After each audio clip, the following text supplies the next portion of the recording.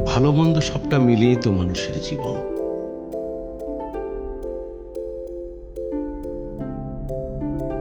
প্রকৃতির সঙ্গে যখন মিলিয়ে দেখি, আমি শব্দটা কোনো অর্থ খুঁজে পাই না। আবার মানুষের সঙ্গে, সমাজের সঙ্গে মিলিয়ে বিচার করতে যখন যাই, আমি শব্দটা কি অসাধারণ গুরুত্ব সম্পন্ন হয়ে ওঠে। আমি কে, আমি কি, গভীরভাবে চিন্তা করে কোনো অর্থ আবিষ্কার করতে পারি না। কিন্তু যখন কথা বলি, যখন কাজ করি, তখন আমার চাইতে সত্য, আমার চাইতে বড় কিছুর অস্তিত্ব অনুভব করি না। আমি আছি বলে জগৎ আছে।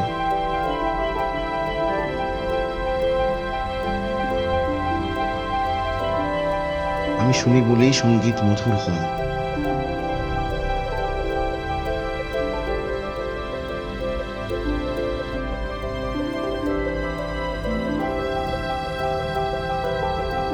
আমি দেখে পরিতৃপ্ত হই বলেই কাননে ফুল ফোটে।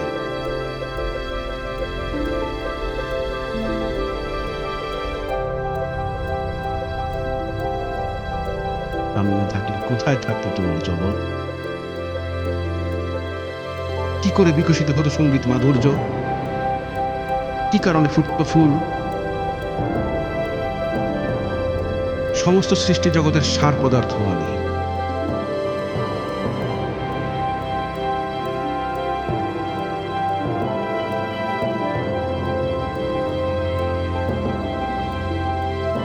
সেই আমি মাত্র কিছুক্ষণের মধ্যে নাই হয়ে যাব।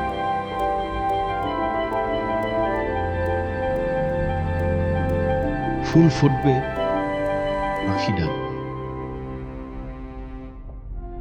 ঘাসের ডগায় ভোরের শিশির ঝলমল করবে, বালিকার শরীরে গাঙের ভরা জোয়ারের মতো যৌবন ভর করবে।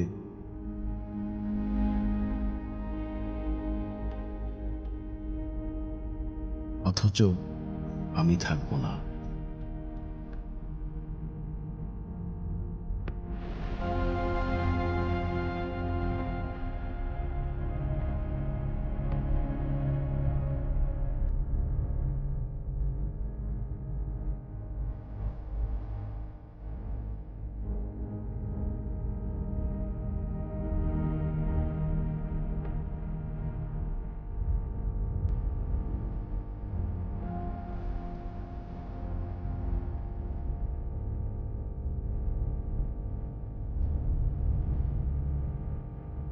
আমি, আমরা।